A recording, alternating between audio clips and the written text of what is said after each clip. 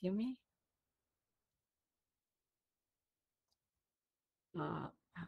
Yes.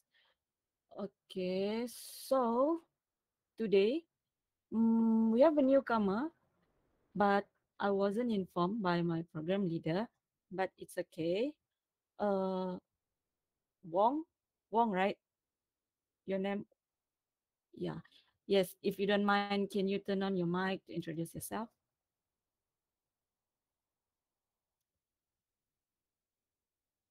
Okay.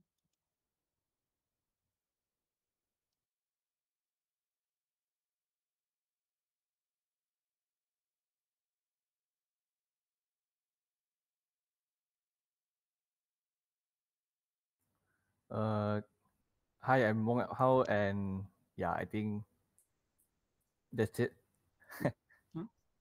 So this is your first day? Yeah, my first day. Yeah. Oh, so you haven't received your TAR email address, right? Oh, Is it? already. I've received the So, email ID. Yeah. oh, so you know this Jonathan and Nathan, is it? Yeah. And Rachel too, I guess. Ah, okay. So, okay, welcome. Welcome. Okay, Thanks, so, Miss.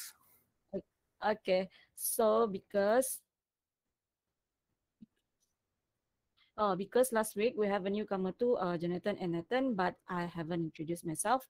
So, for today's course or today's subject, OOAD, or Object Oriented and Analysis Design and Research Method, or RM, I'm I'm going to be a lecturer for this course. So last week I didn't introduce myself to them too. So today I'm going to introduce myself. So I'm Shikin. You guys can call me Miss Shikin. I'm new to TAR UC as well. I joined TAR College on the first day of this semester, which is I think on 21st of June. So previously I'm working in Selangor as a programmer and as a tester. Yeah, this is my first batch in teaching, I guess. I have no experience in teaching. So I think that's all about me. Yeah. And so before we proceed,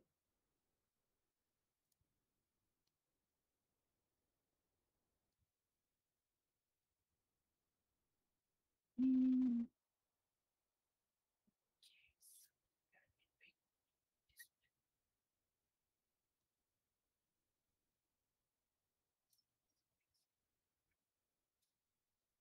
so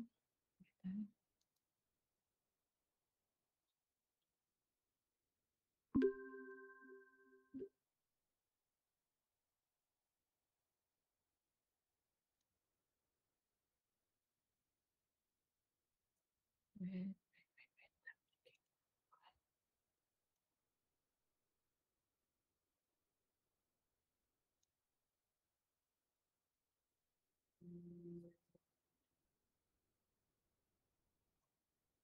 cosplay.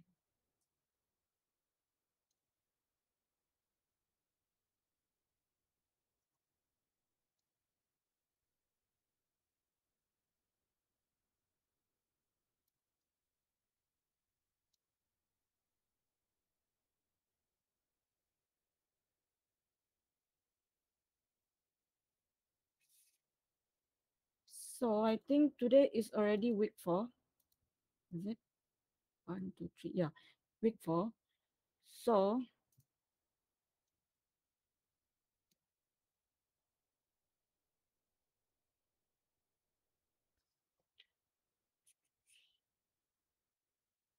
okay. So today is week 4.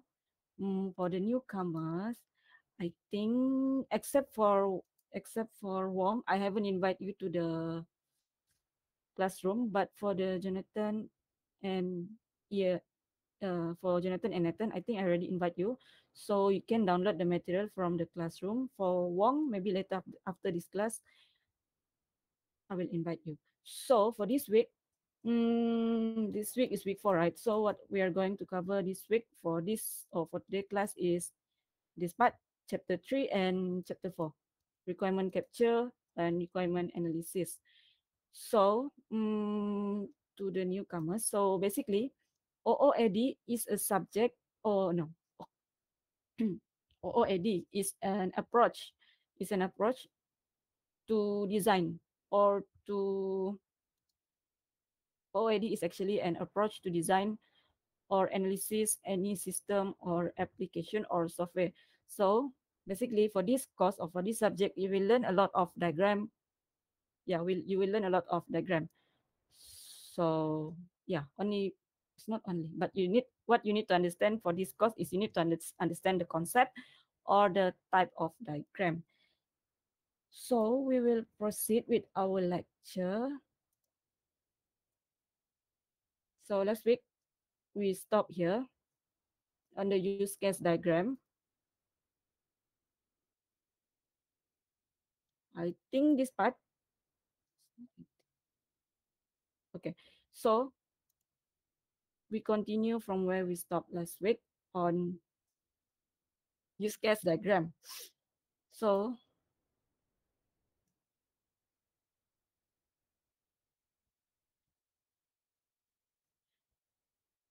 so let me recap for you guys. So this is how it's look like, the use case diagram. This is your use case diagram. So this is the purpose. Okay, so this is where we stop, but I think I already explained last week, but never mind, I'll explain again. So in use case diagram, or how to draw or illustrate the use case diagram, as you can see here, this is your use case diagram with the actor and the use case here. So usually for project of uh, for any project or any design process, usually usually they will have more than one iteration. Iteration actually is like where we show to the user or to our client what is the update or what is the progress of our design. So as you can see here, the first iteration, usually a high level. High level is like overview of your system, application, or software. So it's not that deep for the first deep as in I mean, it's not detailed. For the first iteration, usually the use case diagram is like an overview, it's not detailed. So after they already show this use case diagram or any related documentation to the user or to the client, then the user or the client will send you feedback, or they will comment on your documents or any diagram that you showed to them. And then there will come the second iteration. So the second iteration is like as you can see here, additional use case. So that means there's more detail compared to the first one. So simple use case description and prototype. Okay, so usually on the second already, they already come with a prototype. Prototype is something that prototype is not your final product, but prototype is something that almost similar to what the user expect. So for iteration, they don't have any specific number or any, yeah, it can up to any number for iteration. And then, yeah, it can up to any number for iteration. But usually they have more than one iteration, because iteration one is only the overview. Um, mm, for your project, for your assignment last week, someone asked me, I don't remember who.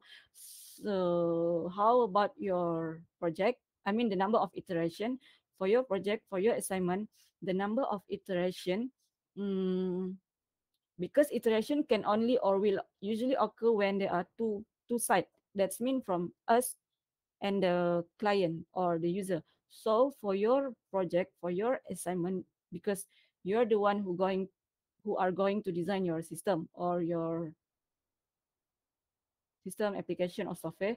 So I think if you have one iteration or two iteration, should be okay, should be fine. Even though you only have one iteration, should be okay with that, no problem. But usually the iteration number of iteration is high due to the change or any comment from the user or the client. So basically, that's is this one, the development of use case model. And then there are two type of use case. So type of use case is depends on the purpose and amount of information its contents. Like I said just now, the use case or number of iteration is depends on the client or the user on the input from them. So there are two type: overview and detailed use case. Like I said, overview usually on the high level requirement. High level requirement is the first iteration or first time meeting with the client or during the requirement gathering. So overview use case is the high level overview requirement. And then we have detailed use case.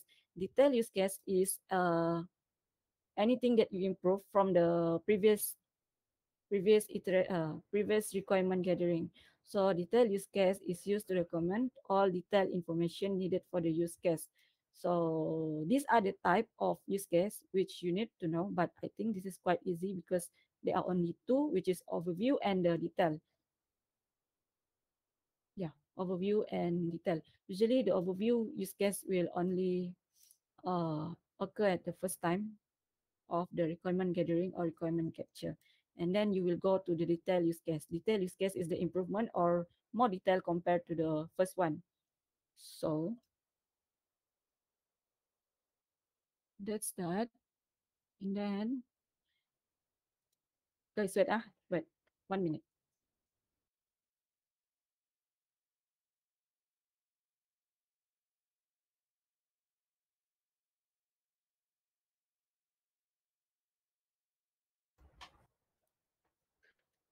Okay. So, hmm, okay, so that's that. So this is the example, the type of use case. As I said just now, there are only two type, which is overview and detail. As you can see here, this is the overview. For example, we want to design a clinic system. So we as a, not developer, we as someone who are going to design or develop this particular system, this is what we're going to illustrate for our first time. So as you can see here, this is the actor. Actor is the one who is, or the one who are involved with our system. So as you can see here, we have two actor, which is nurse and dispenser.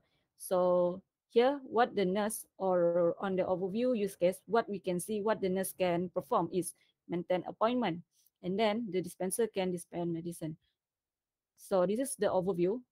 So what is the detailed use case? As you can see here from this particular diagram, okay, maintain appointment. So we break this maintain appointment case or use case, or maintain appointment use case into these three more use case. So under under the maintain appointment, we have add, delete, and edit. So this is the detailed use case. So that means from the first use case, we break into more detailed use case. So this is the example for overview and detailed use case.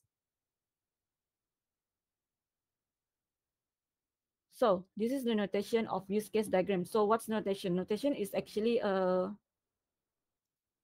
symbol. The symbol in the use case is not only in use case diagram, but notation is a symbol or meaning of each symbol or what it is represent. So here, I'm not sure if you guys can see this, but this is actually this diagram, the overall diagram here in this page, we call it as a use case diagram. So what is the meaning, or what does this symbol represent? So first we go to this one, okay, the actor. This one, like I said just now, actor can be a people or group of people. For example, here they give cashier. So this is the actor. Actor is usually they will represent with this. What do we call this? Just a name, I forgot. But yeah, this is usually the actor. So the actor for this one particular system is the nurse dispenser. But you need to remember, actor can be a system too. I mean, oh, never mind. For example, here, because we have more than one type of actor, so this is the example of the main actor or primary actor. So here is the cashier. And then as you can see here, text calculator can be considered as a, what's the term for second actor? Is primary? Not primary. I forgot. But there's a term for second actor. But actor can be something that you need to do to perform this uh, use case. So this is an actor, and then this the process cell, handle returns, process rental, caching, analyze activity. This is what we call as use case. So this is one use case, one use case. So here we have,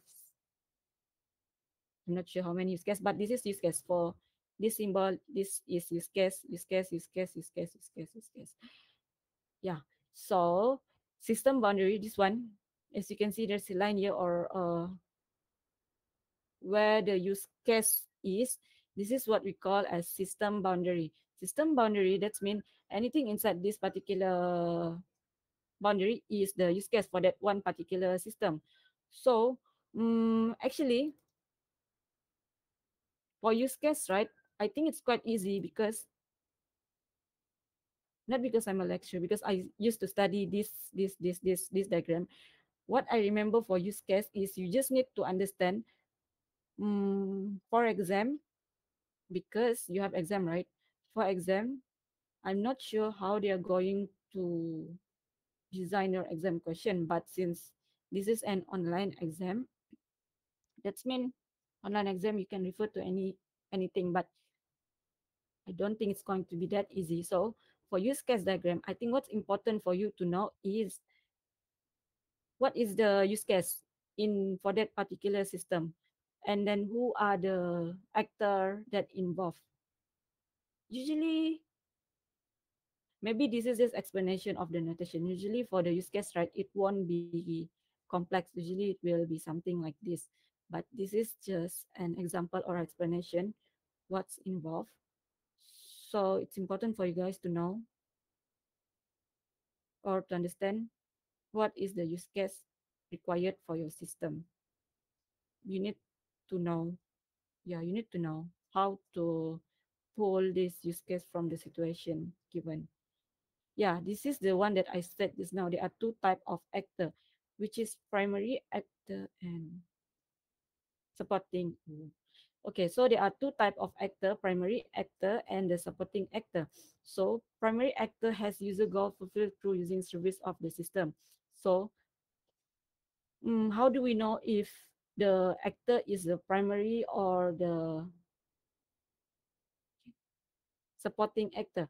So the primary actor usually using the stick people. Yeah, we call this as stick people. So if you see actor using or like this, using the stick people, this is the primary actor. The main the main people or group that are going to perform your use case. So this is the example of primary actor. So like I said, one actor might represent several people. So it can represent a group of people. And then that's one is primary. So next we have the supporting actor. So in use case diagram, you have a supporting actor too, but supporting actor is not, it's an optional. It's depend on your system. But supporting actor provide a service or information to the system. So for example, what supporting actor is or are is the automated payment. So automated payment is not a people or it's not a group of people. It is a service. So automated payment can be considered as a supporting actor if they have or they can perform this one particular use case. For example, here this is supporting actor, the tax calculator, because they need to perform this use case or they need to use this use case. So that's a supporting actor. And then usually it is a computer system but could be an organization or a person. This one, you need to be careful. Not only the computer system, but it can be any organization or a person. But you can identify the supporting actor by this one, mm, using this symbol. Yeah. So if you see the symbol, you know this is supporting actor. And if you see the actor with stick people, that is the primary actor. So that's how you're going to differentiate between the supporting and the primary actor. And then supporting actor can input and receive information to and from the system. Like I said, supporting actor can perform or do, or yeah, they need to perform or they need to receive for that one particular use case. So that's the primary actor. This is the example in one diagram how they're going to use or how they illustrate the, this is the primary actor, this is the supporting actor. Like I said, to identify them, this is the stick people. So stick people is primary, and then this, what do we call this symbol? I'm not sure what do we call this symbol, but they have something like this. So this is the supporting actor. So this is your use case. This is a, this is your use case, the process cell. So these two actors need to perform or they are going to perform from this particular use case. So, so as you can see here, for use case context diagram, limit the use case to usable level use case. So basically, this is the example of how you're going to use the actor. Yeah, this is the example in one diagram how you're going to use that actor. So for that, for one particular use case, it doesn't mean, or it can contain or it can involve more than one actor. For example, here it involves with two actors, the primary and the supporting actor. So the supporting actor here is the service. It can be any service or computer system, but bear in mind it can be a human or organization, a group of people too. So this is the example. So what is use case? The one that I said just now. So first, in your use case diagram, this is use case. Like I said, this is use case. So how you're going to create your use case. So anything in this circle, in this, it's not circle, anything that in this object shape. Shape is a use case. So in your use case, you need to write your use case name that easily to understand. For example, delete, delete or edit information or add name. So usually that's how we are going to write our use case name. So ellipse, drawn as ellipse with a name in each ellipse. Oh, I think this thing called as ellipse. So this is ellipse, yeah. So we draw an ellipse and then we write the use case name. So the name is usually an active verb or noun phrase. Like I said, usually for your use case, you're going to write something like add, delete, remove, calculate. Yeah, describe a sequence of an action that the system performed to achieve observable. So I think this one for you to read because I think this is quite easy, but important for you guys to know how to draw this. So you need to draw your use case in this one particular shape. Do not use any other shape. You need to use this shape and then you need to name your use case. I think this one is quite easy. Yeah, this one this one is I think I'm not sure, but I think he is someone that proposed this model. I'm not sure, but yeah, that is a use case. It's quite easy. So for use case, this guy suggested should be read over the following criteria. So how you are going to write your use case? So use case represent important business process, but not only important business process. Use case can be represent any like any process that involve in your system or application. It's not only important business process, but you need to know how to write the priority or the importance of your use case.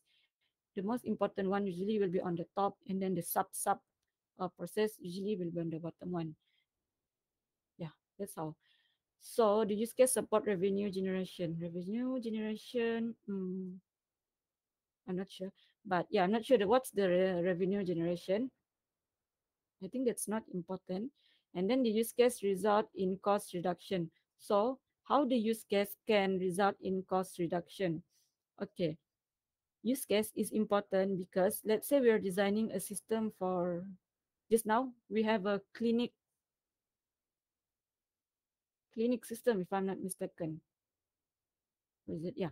So how this use case can reduce the cost. So for example, we're designing or we want to analyze uh, we want to develop a clinic system. So by using use case diagram, we can show, for example, we take ourselves as a developer or someone or designer of that particular system of this clinic system. So use case diagram can reduce costs by, for example, we already designed this use case, or before we design our system, so we show this use case to the client, to these people, to the client.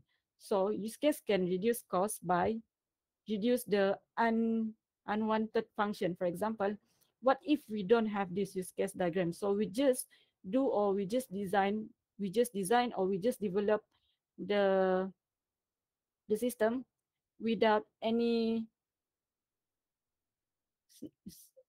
without any like documentation, without we didn't show anything like this to the system. We just based on the, for example, like verbal how do you say this, this use case diagram is important to reduce any miscommunication or miscommunication using the user requirement. So based on this use case diagram, we know exactly what the system should perform or what this particular actor should perform in order to avoid any, what's the term? We already use just one term. I forgot. To avoid any like misunderstanding. I'm not sure what's the term. I forgot. But that's how, or in avoid for us to develop or to design any unnecessary function. Yeah, that's how we're going to do. That's what the cost reduction means. And then next, we have technology needed to support the use case is new or risky and therefore require considerable research. And then technology needed to support use case new risky. I think this one, as you can read here, technology needed to support the use case is new or risky.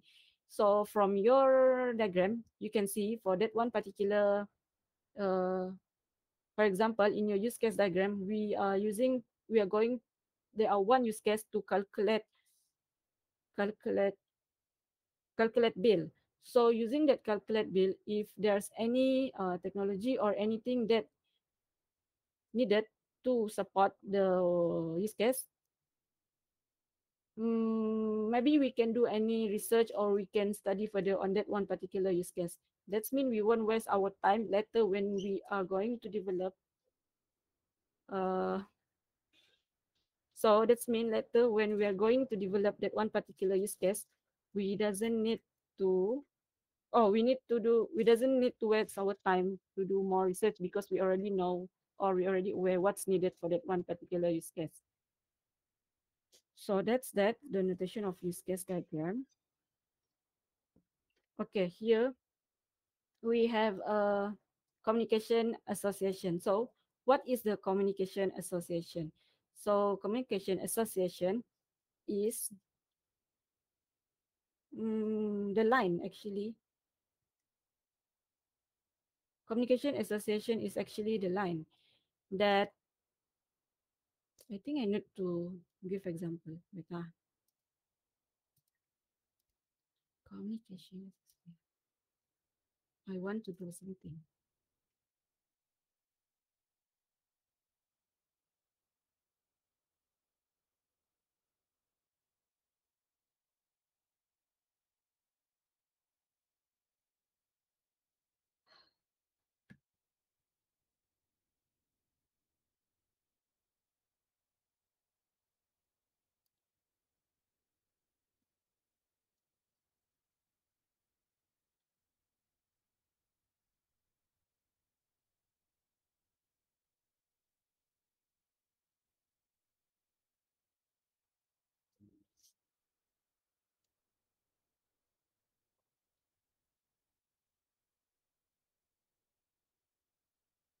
Never mind. Actually, I want to I want to draw something but for you guys, but I think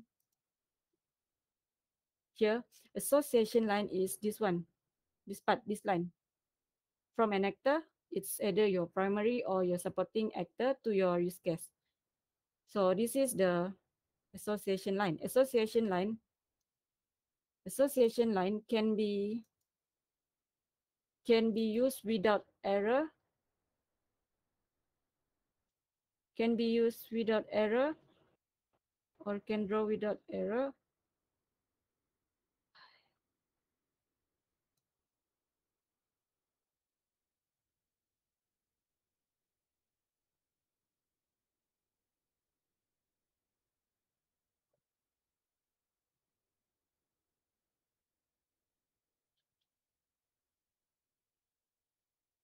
Mm.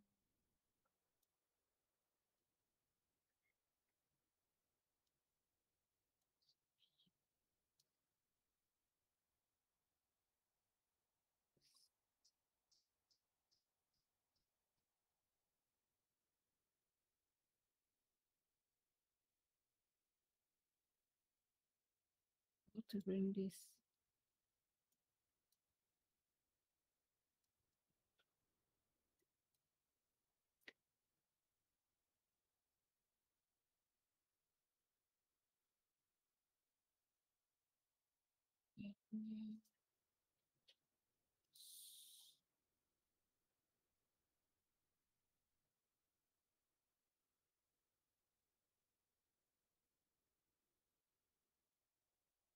So this is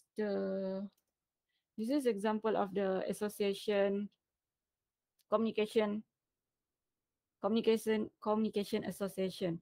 So the communication association is a line drawn between an actor and the use case, and then can have arrowheads to show where. So here, as you read here, as you can see here,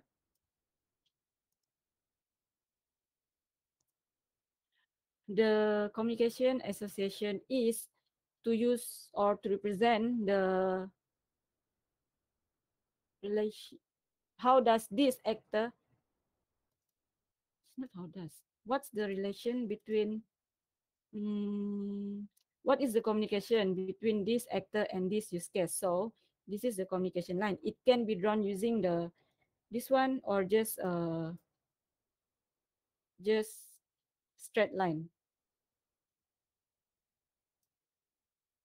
Why? Uh,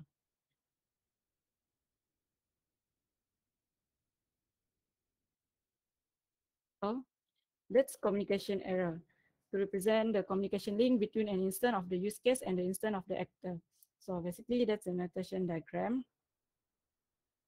I don't think they will ask you in the exam what is notation diagram, but instead, I think they will ask you use or draw the notation with the. They will ask you to draw the communication association between the actor and the use case. And then we have a subsystem in our use case. Like I said just now, in use case, it's not only the primary or the main business function, but it can be any sub-function. So how to draw the subsystem? So do we have?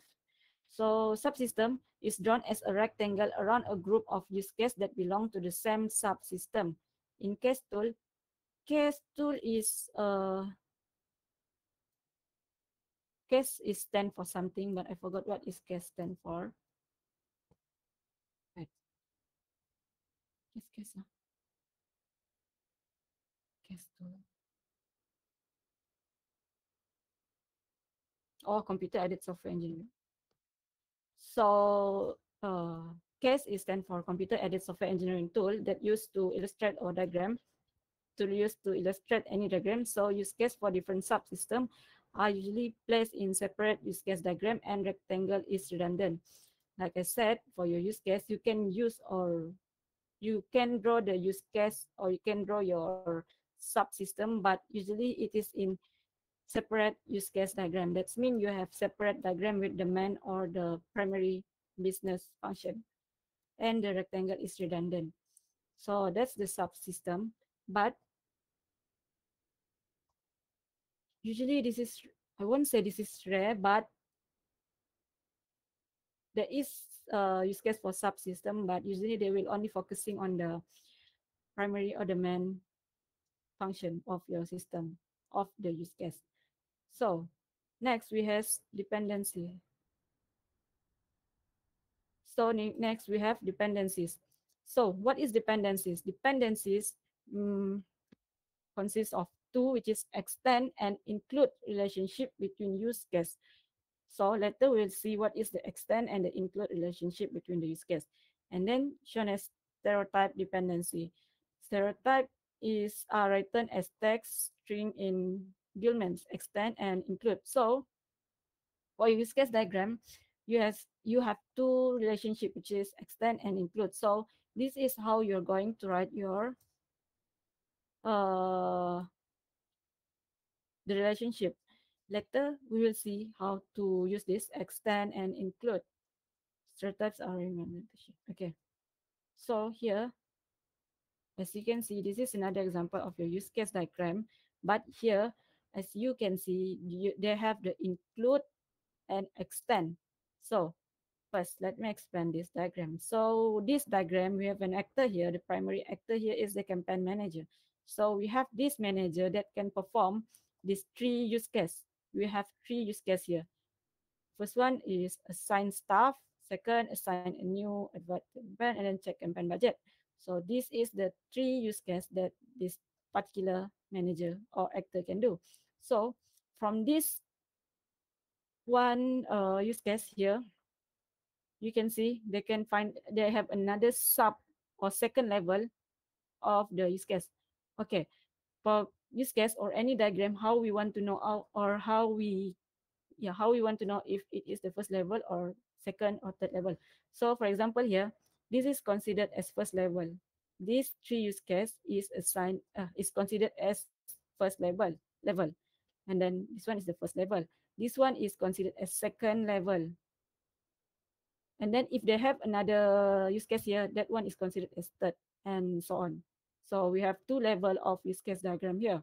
So for this use case, the first one, include, that's mean, um, how to say include? First, how to know if it is include or exclude use case? You can see from the arrow here. Include, that's mean here is the arrow for include, and then you see the arrow for exclude. The arrow or the direction of this arrow represent the this is an optional. That's mean as a wait, extend. Wait.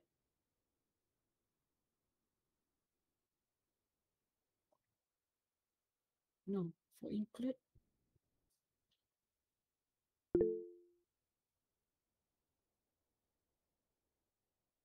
Because for usually how to see if it is include or exclude is by using this diagram. It's depend on your assignment. It's depend on your project. Actually, include and exclude, they have a meaning. That's mean. Wait, let me think. Include, find campaign, include, optional, include, include, include.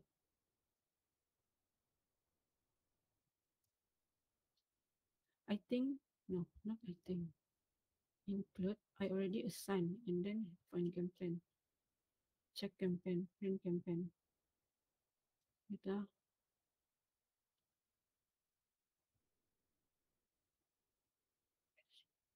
extend. For one of these, mm, mm, mm, mm, actually, there's another way to differentiate what is include and exclude other than the direction of your error. Extend is optional. One of these is optional actually. I don't remember which is include or exclude, but yeah, one of them is optional. Maybe that one we will go through later. So include and exclude, that's mean after this one. I think after this include, this is fine campaign related. Never mind, we will see this one later. But first, you need to know what is include and exclude. So that's mean you can see from the arrow of diagram. So this is how you're going to write your use case diagram for include and exclude. And then the extend relationship. Ex- Exclude, extend. And then extend relationship. What is extend relationship from the diagram above? So extend relationship is additional function required in another use case. Extend. One use case provide additional that might be required in another use case.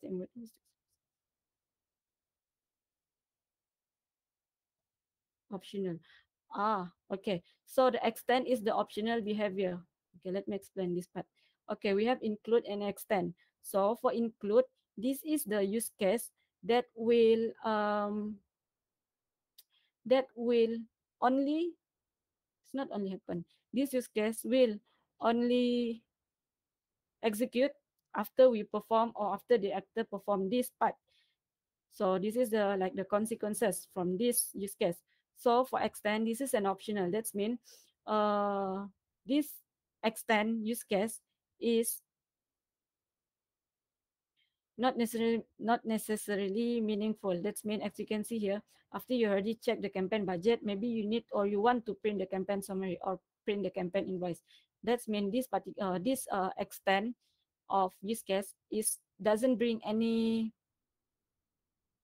it's not that it doesn't bring any meaning, but it is not, it's an optional. So that means you can have or you can have option to print or not to print the check campaign budget.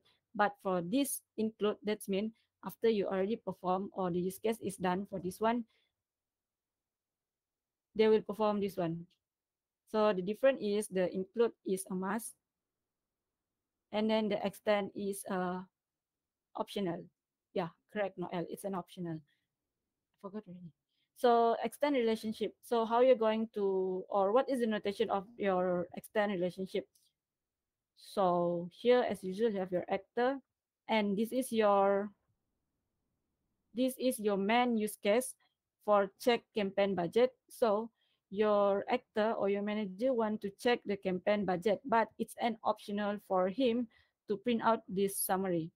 So yeah, this is how you're going to draw your on what's the notation for your diagram. As you can see here, the arrow is pointing to this main use case. So this is the extend relationship. And then what is include relationship? So like I said, include relationship is always include the functionality of another use case. That's mean after you already perform or after it's not perform, it's perform. After you already finish that one particular or use case, that's mean the other use case is include in the functionality of your use case, and then more than one other. So a use case may include more than one other. So include relationship can include more than one more include use case. So should not be used to create hierarchical functional decomposition of system. The can be used to separate use a sequence, can be used to separate a sequence. This one, I'm not really clear what is it mean to separate out sequence of behavior. I think what is it mean by here is to separate what's the function of different or what's the sequence of different behavior. Yeah, to separate the sequence of different behavior or different function of your use case.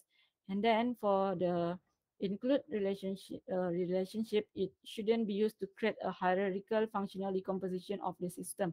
That means if you have more than, like I said just now, we have level, right? So hierarchical functional is like a level of your use case. So For the include relationship, it shouldn't be used to create hierarchical functional decomposition of the system. So that's include relationship. But what's important between these two is for you again to understand how to write or how to read what is the include or what is the exclude relationship. So this is the example of include.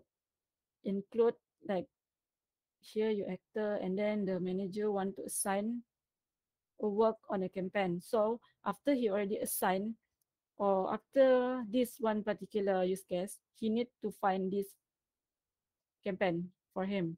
So after this use case, and then this will include for his use case. This is the sequence. This is the sequence after this use case. Why I think it's quite confusing. Then we move on to notation of use case.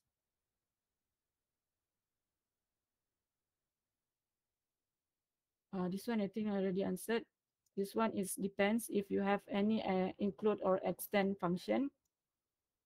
You need to understand your system and then you need to understand what is include and extend. It depends again on your project. Include must have, exclude is optional. All the campaign need to find campaign function. All the campaign.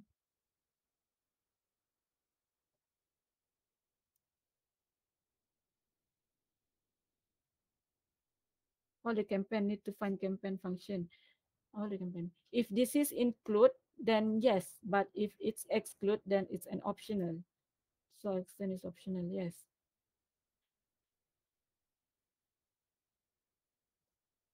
Okay. So this is the example of include relationship. So I already explained this one just now. So this is the sequence after this use case. And then this is the notation of the use case diagram. Here in this one particular diagram, they already, as you can see here, we have actor, we have our use case. So for this use case, oh, they draw this, they draw this use case in vertical, how do I say? Vertical manner. So this is your use case, process cell. And then for this one particular use case, they have the include use case, which is after the process cell, they can handle the check payment, handle cash payment, or they can handle the payment. And then for these three include use case, they have three more. Oh no, this is all include. Include. Another use case. Should be like this. Oh, okay. So this is the include use case that is used by another use case here to include. Oh, I mean that this three use case is included by these two main use case here. This is another main use case. Like I said just now, they're drawing this. This is quite confusing. They're drawing this in vertical manner. Instead, they should draw something like the one before. So this is shared by these two use case, the process cell and the process rental.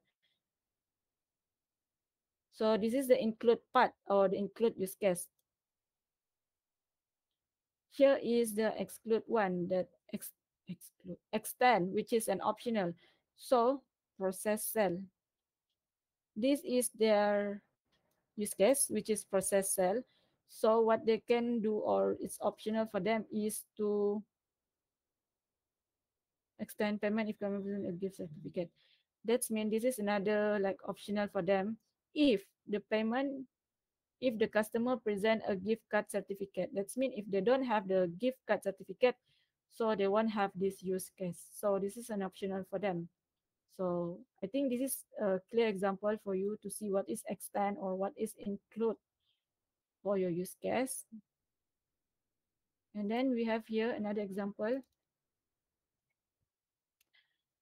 Yeah, this one, the one that I said confusing this now, instead of drawing it like this, they should draw like this.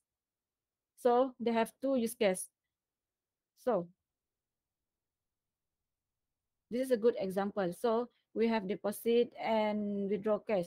So both of these use case um, require or they need to perform this use case after they already done this one. So this is include, considered as include, and this is shared by two different use case.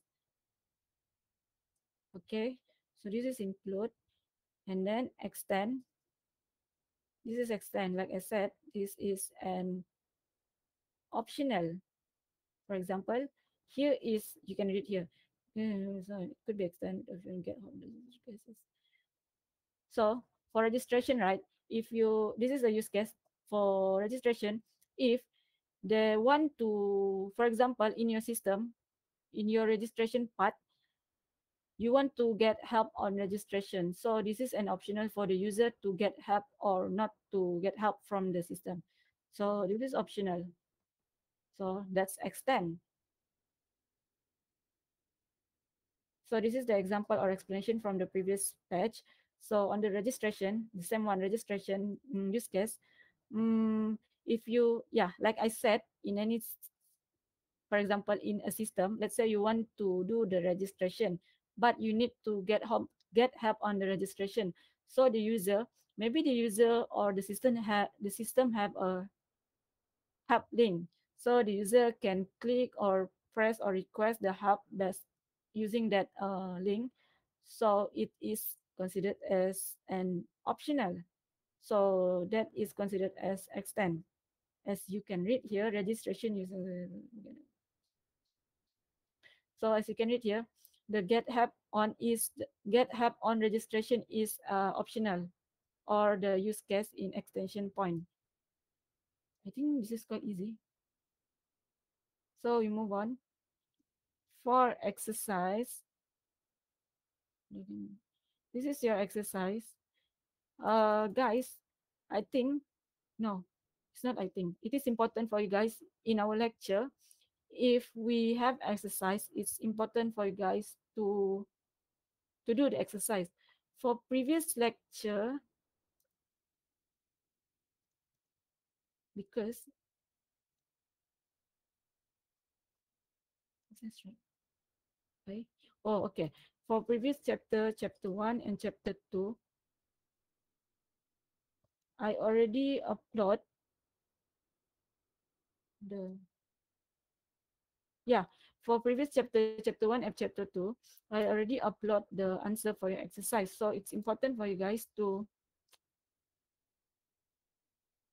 so it's important for you guys to do this exercise. So for this chapter, I will upload later. I will upload later. So it's important for you guys to know because this is to test your understanding on the outline of your course. So we move on to generalization. Okay, this term again, the same one with the first chapter, if I'm not mistaken. So what is generalization? So I think from the term here, you know that if the use case provide all the functionality of the more specific use case and some additional functionality, it is generalization. That means it doesn't provide any specific function. It's more to like overall, or yeah, as you can see here, it's provide all the functionality of the more specific use case and more additional functionality. So that's the generalization, and then shows that one actor can participate in all the association with the use case more than specific. So like I said just now, in the use case, the high, because we have two types of use case in high level. So in high level, which is on the first use case, it is known as generalization. So similar with your class, between classes, child use case inherit properties and behavior of the parent use case and may override the behavior of the parent. So this one we will see what is it mean by this one. Yeah, we will see what is it mean by the third point here. So here, as you can see, we have two diagram that explain the concept of generalization. So this is, for example, here is web client, and then we have admin, editor, and customer. So that's mean these three actors are using this web client. So there's nothing specific within this diagram. Same goes to this one. So web user authentication. So in this use case, the user can log in, remember, and single on. So this is the concept of generalization. And then notation of use case diagram. So how the this is include. So this is the explain of the or another example of the generalization. So here you can see staff contract campaign manager. So this campaign manager follow the this one. They inherit the properties and behavior of the parent use case. That's mean this one, as you can see here, the campaign manager follow the property of this one, the behavior or the class. No, it's not class. It's behavior of this actor. And then they just want to show this part actually. So this is like the normal use case, the one that we already touched early in this lecture. Same goes to this one, the include part. So here, how to relate between the generalization, extend, and include. So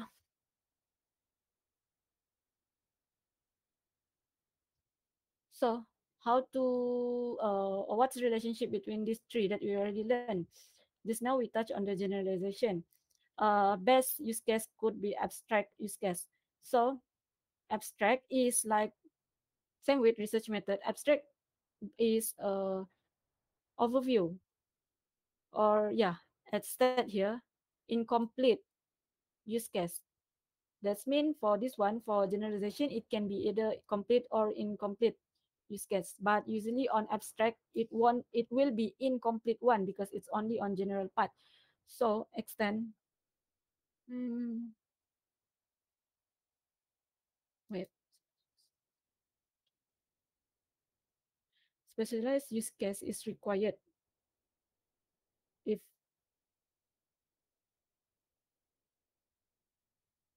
oh okay.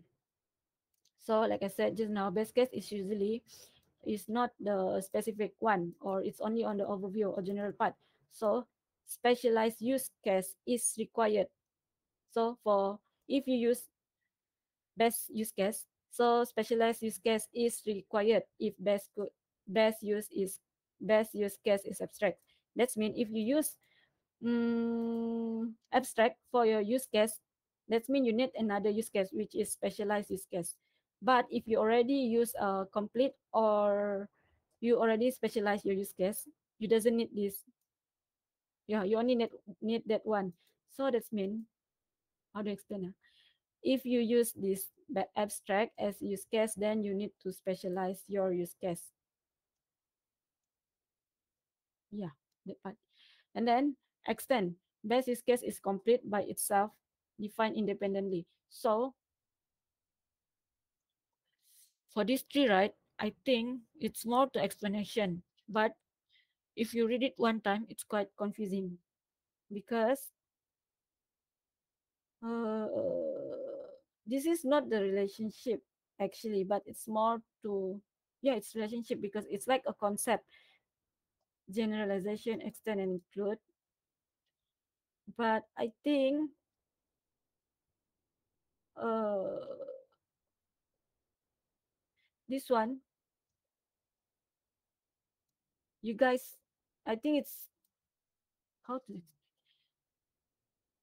I think this is for you guys to read because I'm not sure how to explain because this is quite straightforward, but it can be confusing because here, as you can see here, they're using like double. It's not double meaning. Uh, Guys, I leave this page for you to read. But if you don't understand, you can ask me because I do not know how to explain this part. Okay? Yeah, you can ask me. I do not know how to explain, but you can ask me. So I leave this part for you guys to read on your own. And then we move to use case description or specification. So what is use case description?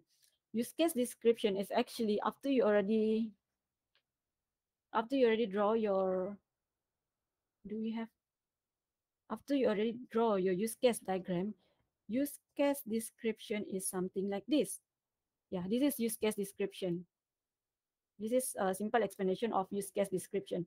So that's mean after you already draw your use case description, this use case description, you need to pull out the information from your diagram to this, this, this, this, this kind of information. So this is the example. So what is use case description? So this now is the example of use case description. So of all system development activities, those starting requirement must aim for goals. So this is the highlight part. This is that I want to highlight for this part. So anything that you develop must aim for goals that bring value to the organization. That's mean that this means that a use case is anything that you design in your use case must deliver something of value to an actor. That's mean you cannot, that's obvious, right? You want design or you want do something that won't bring any value to the actor or the person. It can be person or a group. So it must has its own value and then represents a major piece of functionality that is complete from beginning to end. That means your use case description must write the functionality that is complete. So you cannot write something that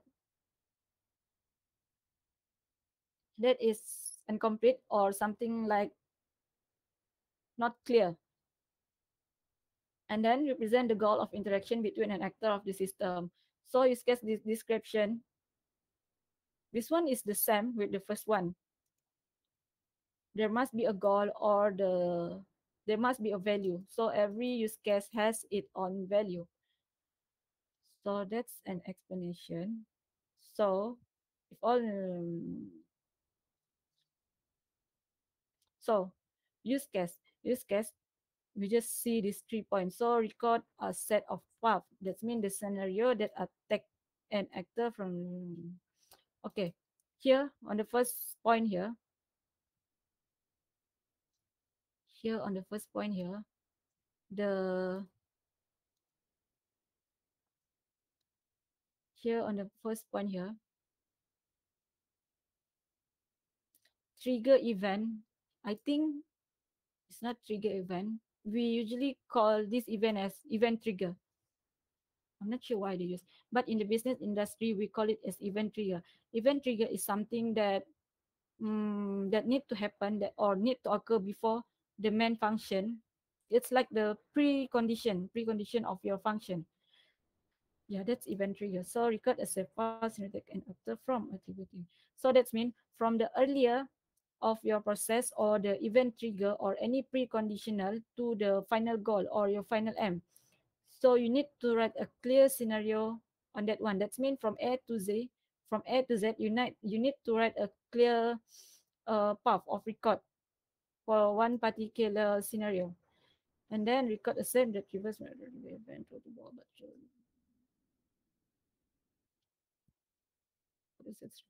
the second one, same with the first, more or less same with the first one. That's mean, hmm, I think this one you will see later. What is alternate scenario and what is, yeah, we'll see what is alternate scenario. This is an explanation. I will explain later in the diagram. So how to write your use case description? Like I said just now, from your use case diagram, you need to understand or you need to pull out the information to write this use case description. So usually, these are the format that include in your description. So first, it is this one is important.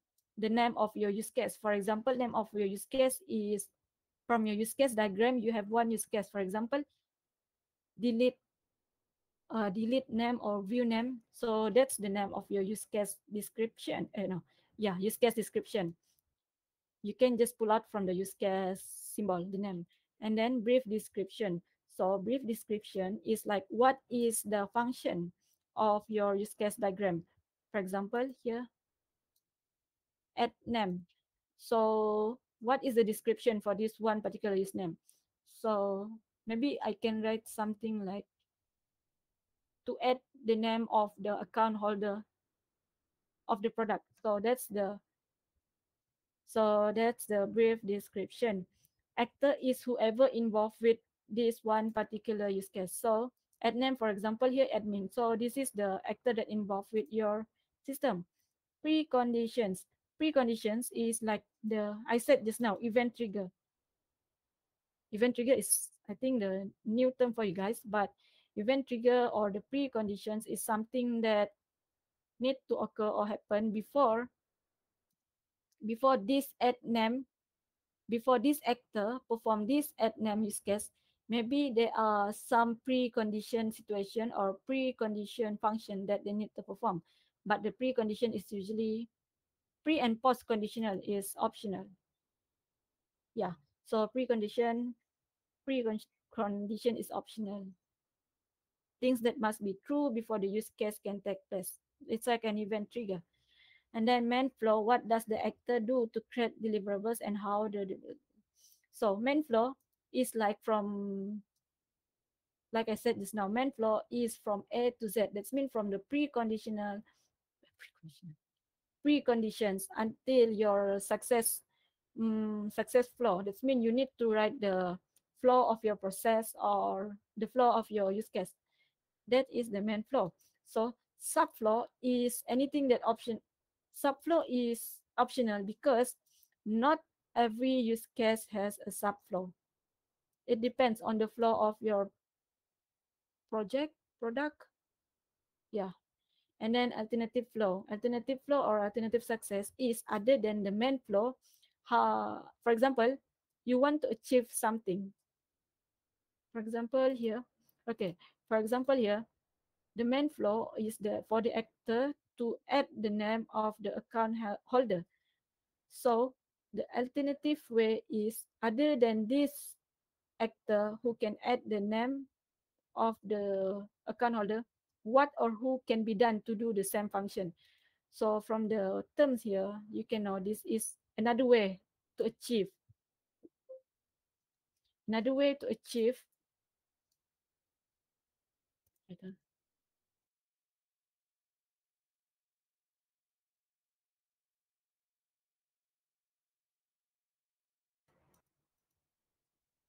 So alternative ways is another way for you to achieve your goal. Post conditions is same with the preconditions because I mean no, pre is before your process, but post is anything that after the use case has taken place. That's mean here if you have another use case here or another condition, for example add name, right? Post can be like print the name that you already add here. So it's an optional too. So that's the post condition. Post condition. Yeah, post conditions. So for the pre and post, it's optional. So basically, this is the format for use case type description. I think the most crucial, no, the crucial part is on you to write your use case diagram. Use case description is quite easy because you just need to pull out the information from the use case description, use case diagram. So this one, you just need to know what is the content of your use case description, and then you just pull whatever in your use case diagram. So here is an example of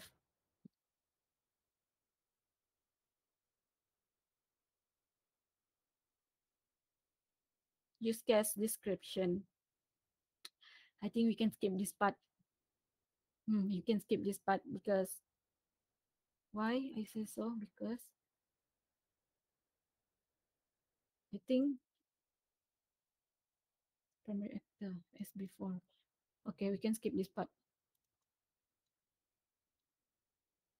I think they just copy paste this from a book because it's not primary actor. It's not even stat here. So we skip this part. So, so what is the main flaw in your use case description? Main flaw can be a simple paragraph. Like I said, main flaw is main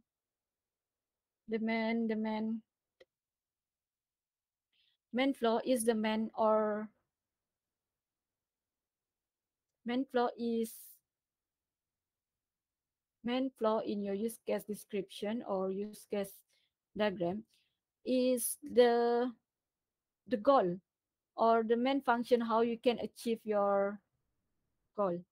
So for example here, your use case name, like your use case name is assign staff to work on a campaign.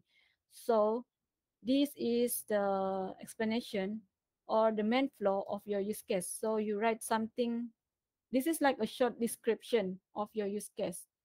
So how to assign or to assign staff to work on a campaign. So this is the example, the campaign manager. You need to state who is the actor of that use case. I think, yeah, this is like a short description only, but it's important for you to write or to state who is your actor of your use case. That's the main flaw. But how to write the main flaw? So this is the step-by-step breakdown. Like I said, you need to state who is the actor of your use case. So, mm, so this is the example, actor action and the system respond. First, the staff enter the client name.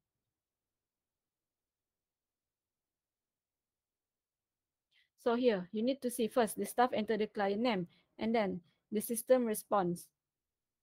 But actually, in the use case description, people will only usually write something like this. Something like this in your use case description. I think this part is for you guys to understand how to write a main flow. So here, they separate the action or the actor to two parts, which is the user and the system.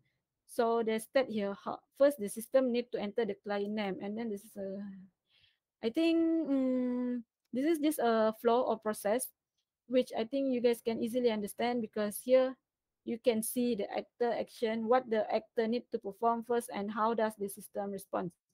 But usually they will ask something like this. But it's important for you guys to know based on your situation or question given, it's important for you to know what is the main flow.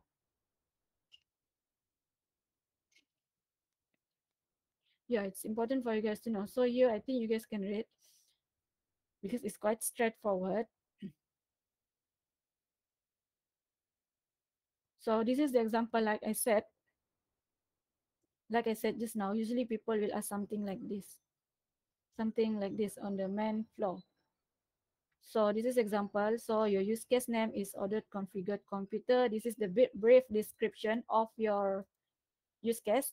And then this is the actor or who involved with this use case. And then the precondition. Precondition, like I said, anything that need to be done or anything that need to be true before your use case. So this one, precondition for this use case is the page needs to display the details of a configured computer before they can order the configured computer. So preconditions is optional in your use case description. So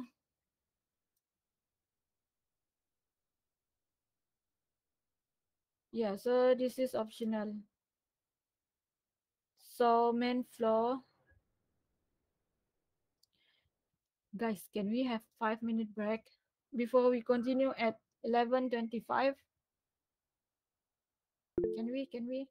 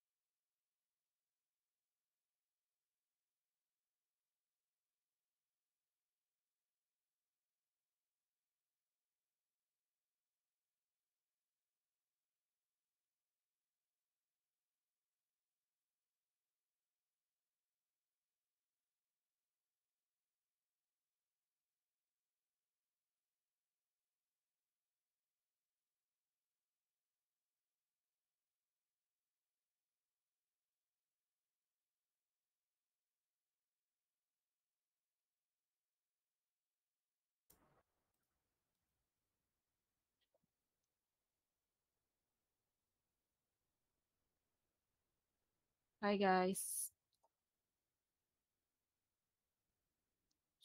So we continue from where we stopped. Mm,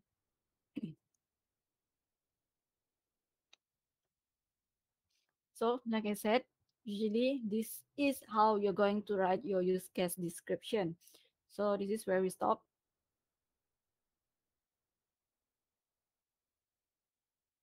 So this is main flow.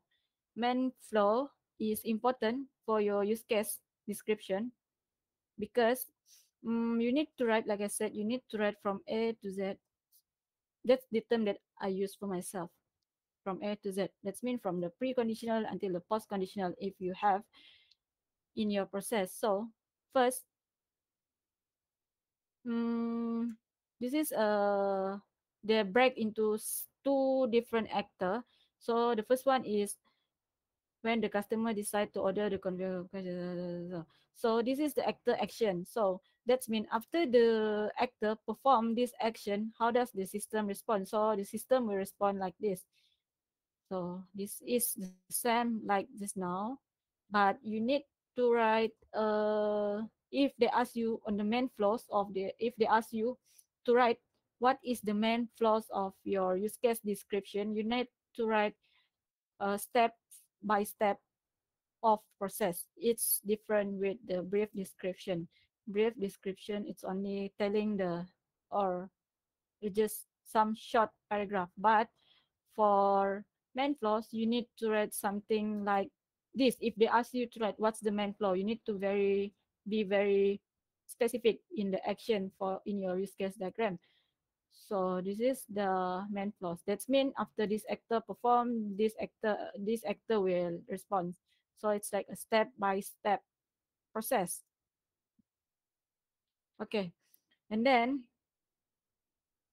this is the for main flows. For main flows, we can have alternative flows. So like I said, what is alternative flows? So alternative flows is another way or another step that can be taken to achieve the goal. Yeah, another step that can be taken to achieve your goal. So alternative flows. So here, flows, flow. It's flow. So here, alternative flow is the customer activate the purchase function before providing managers can key in again. So this is another alternative flow. I mean, like this is the example of alternative flow. How to achieve what the main or the purpose or the goal of your system or your process. So this is post conditional. Post conditions. Post conditions, like I said, is an optional. So what is the condition or what is the post condition after the use case has been done? So the post condition for this system is if the use case was successful, the purchase order record the system database and will provide one order to ID, otherwise system set is unchanged. So this is the post conditions for this particular example. Hmm. So this is example of just now is example of how to use case this or how to write your use case description.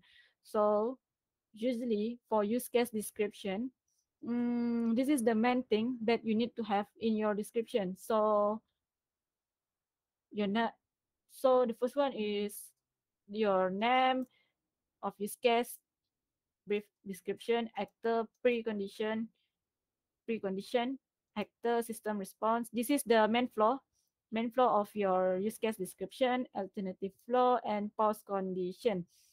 In your exam, if they ask you, I'm not sure, if the question asks you to write or to draw a use case diagram, and then they ask you to pull or to write your use case description, if if they list out this particular element for use case description, and if in your question they don't have, for example, they don't have post condition, you just need to write this post condition, and maybe you need to write something like an air or dash to state that you know what is post condition. Okay, You just write what they want or what they request, and then if you cannot find one or it's not in your question, it's not in your diagram, you just state something like dash or an a to state that you know what is post condition. So this is another example of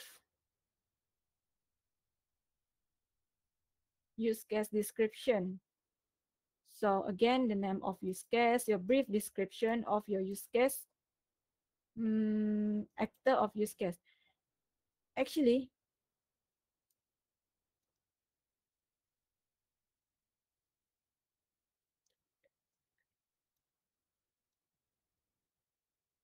what to me.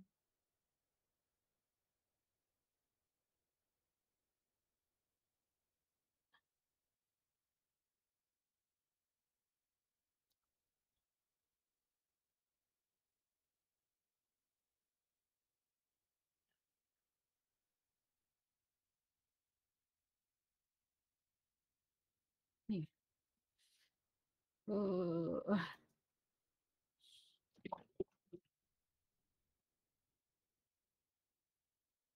so actually,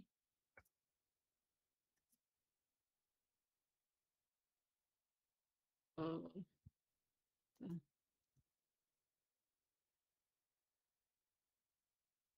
someone.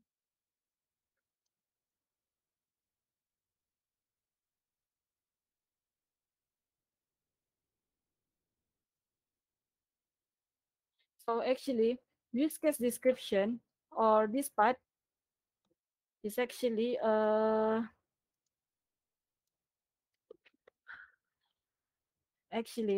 use case description.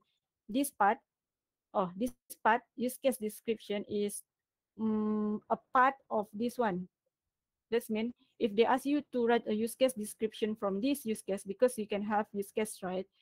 So use case description, if they ask you to write this one, for example, they ask you to write the use case description from other configured computer use case. So that means they only ask you to write from this one particular use case. So from this use case, you need to come out with this one use case description. So you need to write.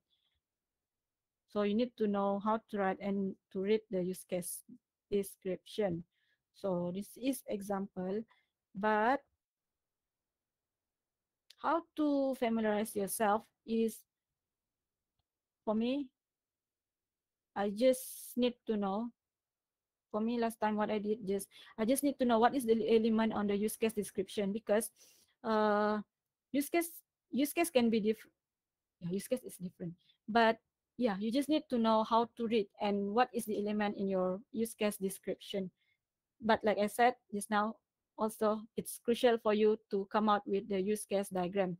So this is the most important part for me, to come out with this one. If you illustrate this part wrongly, that means this part already wrong. So you need to be wise and you need to be careful when reading the question. Okay, so this is another example. Mm. Soda machine system. So this is a soda machine system. So we have three actor and then three use case. So from these three use case, we can come out with three different use case description. So the first one is purchase drink, restructuring, collect money. Okay, so example here is the first use case, purchase drink. So use case is the purchase drink, and then brief description. In your use case diagram, there won't be any description, but you need to write, or you need to, maybe they will ask you to write a simple brief description on this one use case specification. So maybe you can write something like this. And then the actor, you need to see who is the actor for this use case. It's customer. So this is customer. So precondition. Precondition for the customer to purchase a drink is because they are thirsty. So I think this part is, or this patch, or this sample is quite easy. So next, from the same use case, we need to write the main flow of event. So actor action and system response. So actor action. So what the user or the customer need to do first. So the customer need to insert coin into the machine, and then the system will verify the coins inserted. And then after the system respond, go back to the actor here, or the customer can select the drinks, and then the system will perform this action. They match the inserted coin and deliver a can of a drink. So this is the of main flow of your use case. So this is alternative flow. Alternative flow, that's mean if not, if not,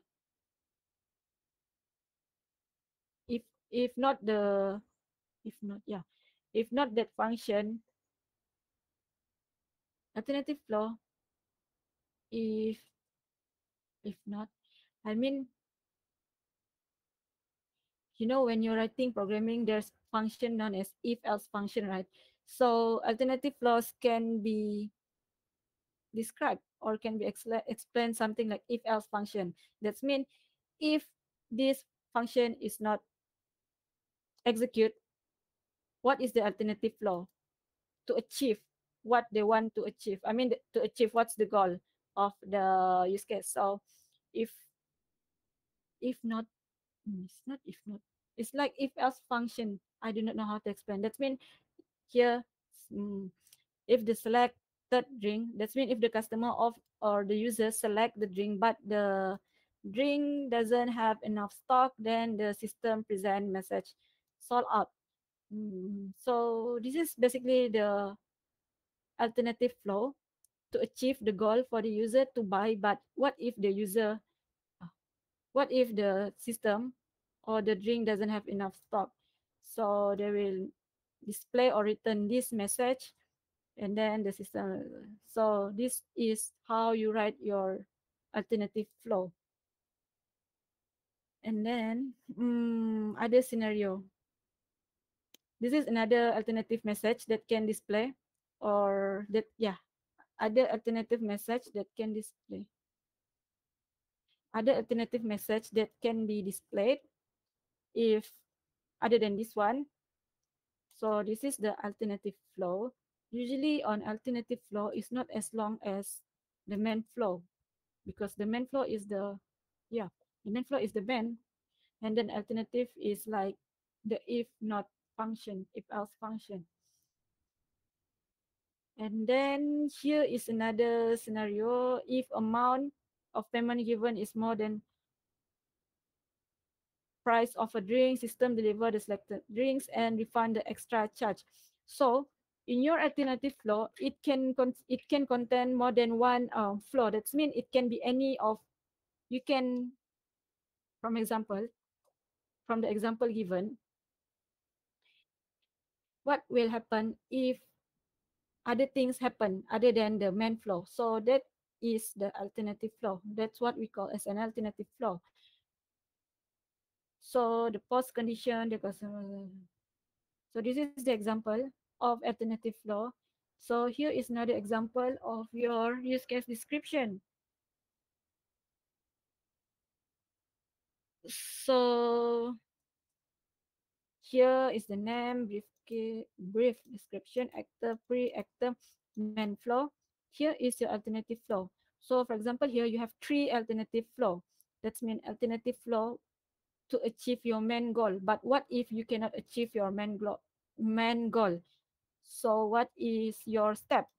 So this is a step or any other flow. Yeah, that is the step. And then this is the post condition. Hmm, yeah, this is your post condition. For alternative flow kan actually, if you can find more than one alternative flow, that's good. But usually for me, I just write one alternative flow. But it's up to you guys. If you can capture more information, you should write more than one or as many as you can found. So that's alternative flow. And then we move on to drawing use case diagram. So first, kenapa datang ni? So how to draw? how to draw a use case diagram. First, you need to identify the actor and the use case.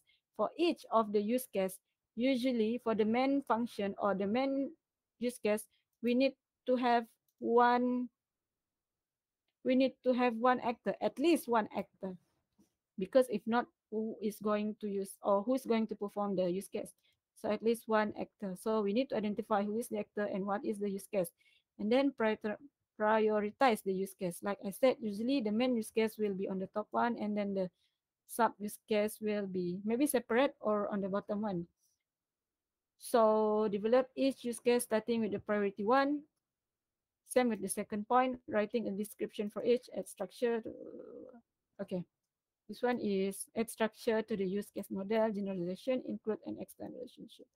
This one I think we already touched just now. Generalization, include and extend relationship. So this is exercise for you to do. You need to do this exercise to test your understanding. And then prototyping. So finally, we move on to prototyping. So what is prototyping? If you still remember earlier in our lecture just now, in the iteration, I think on the second level,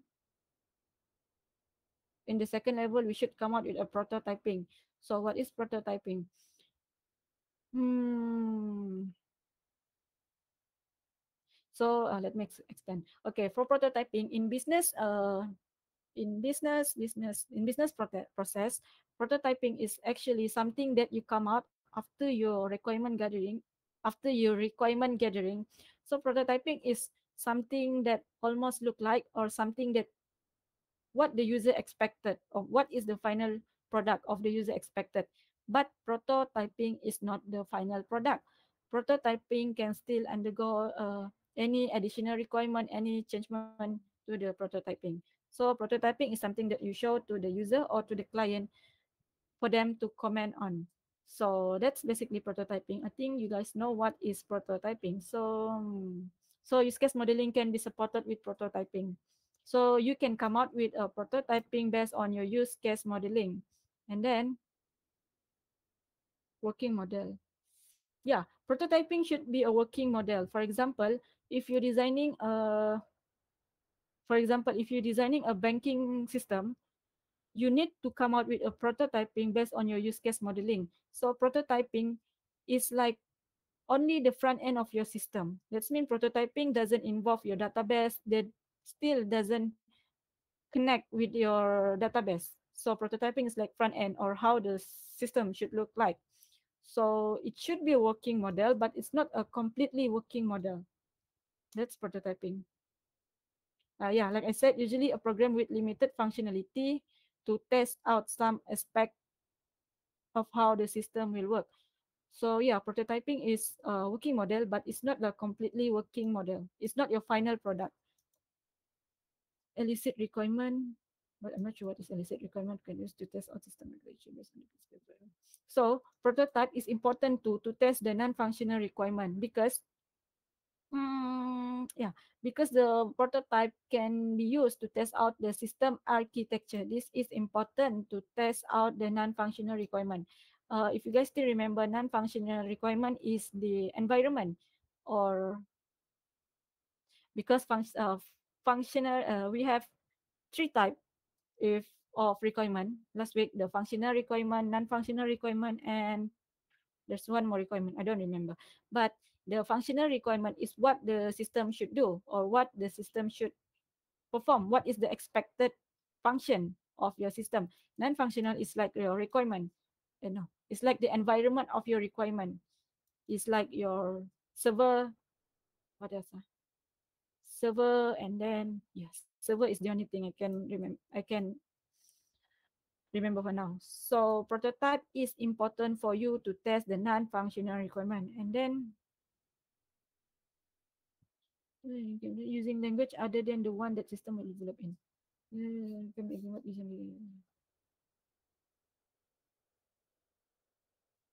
I think this is just explanation here. User interface prototype. Interface prototype, like I said just now, if you're developing a system, interface prototype is only the front end. It's not connected with the back end, so can be implemented using language other than this part. I'm not sure.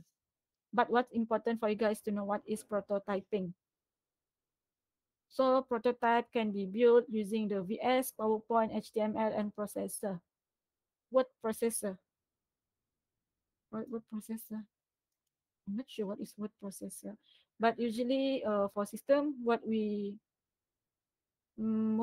always do is we using the HTML, because HTML can show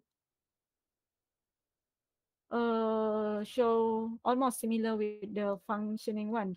PowerPoint is more to documentation. Visual Studio, if you're using Visual Studio, right, you know what is your, because you guys learning programming, so you guys should know what or how the output from your Visual Studio. So people usually will use HTML, but actually there are many more prototyping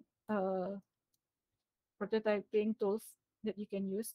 So this is the example of prototyping. Like I said, um, prototyping is only the, okay, never mind. For example, here we have this pop-up message. So this pop-up message, this is the prototype for this pop-up message. So for example, here we have three client here, which is this tree. So what will happen if we click or we select on this third, the yellow cartridge? So what is the expected output, or yeah, what is the expected output, or how does this pop-up will respond? So if we click on the third one, it should pop up something like this. So this is the prototyping. That's mean when the real user in the real system, when the real user use the real system, if they click on this one, what will happen? So basically that's prototyping. So this is another example of prototyping, continuous from just now. So user can select this campaign. So this is an example. Actually, important. It's not important for you to understand this one particular image, but it's important for you guys to know what is prototyping or how to write. For example, I'm not sure is it possible for them to write a prototyping, but I'm not sure. But it's important for you guys to know what is prototyping or how to predict. It's not predict. Yeah, important for you guys to know what is prototyping. So, the summary for this chapter, the distinction between current and required system, the purpose of use case implementation to draw right prototyping. Wait, huh? So, before we go to this summary, we proceed first to this exercise. So, guys, it's again important for you guys to do the exercise here to test your understanding. So, you need to do this exercise. Then maybe I will pause the answer, identifier and then functional and non-functional. You know, Chinese restaurant guys like in Damansara, Kuala Lumpur, Damansara in Selangor. Currently, so okay, maybe in your exam, like I said, why is it important? In your exam, maybe they will give you a situation like this. So it's important for you. You see here, they ask you, use case diagram should include primary actor and supporting actor.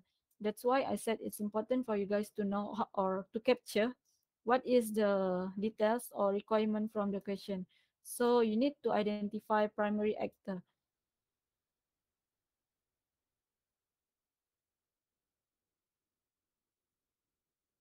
So for online food ordering delivery system for the customer. So they won't tell you directly who is the primary actor and supporting actor. But from the question, from the statement here,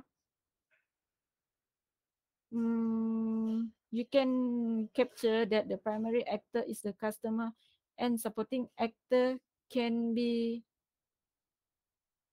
any calculator function, major use case. So they ask you to 5 major boundary with the system, extending include. So guys, it's important for you to do this exercise. So yeah, guys, do the exercise. Okay, later I will upload the answer for each of the exercise. You can try to answer all of it because I think I should stop recording this part.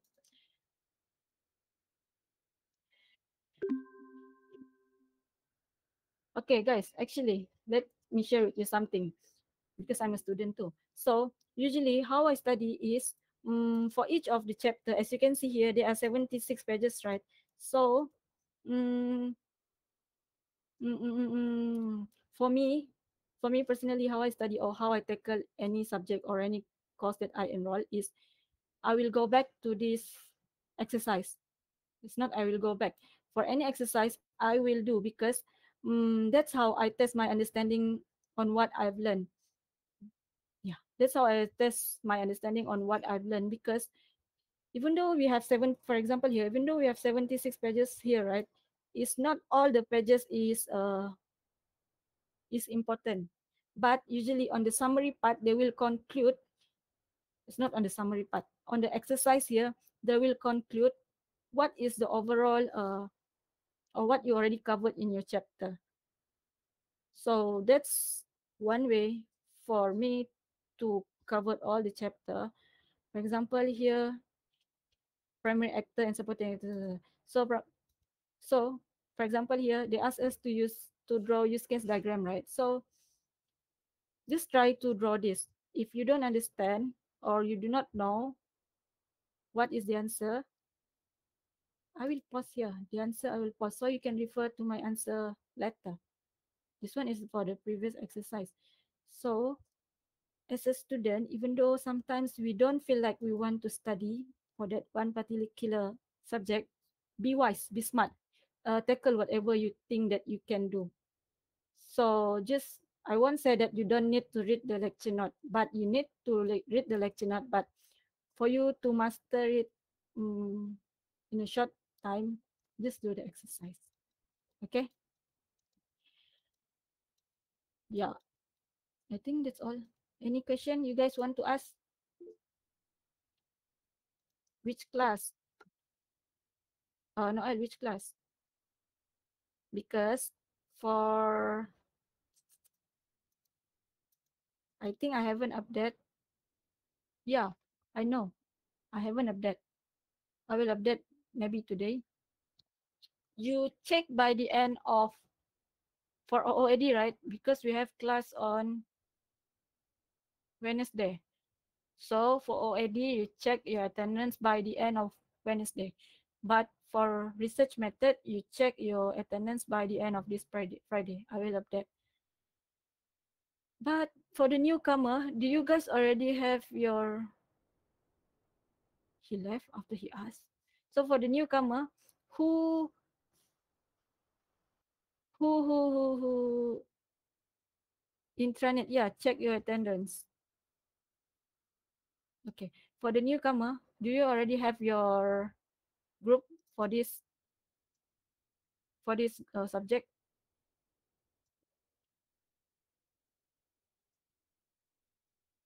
No. Because for this subject we have assignment, so you need to form a group. So far we only have 2 group, which consist 6 to 7, if I'm not mistaken. So guys, we have 3 newcomer who wants to tag them.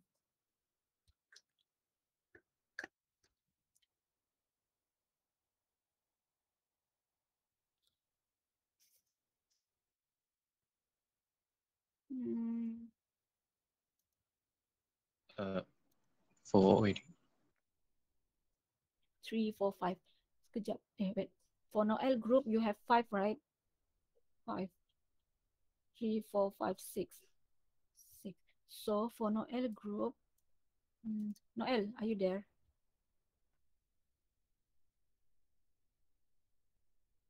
Nope, nope, or no, we join existing group.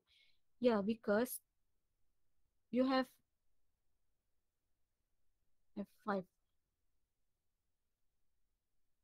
Wait.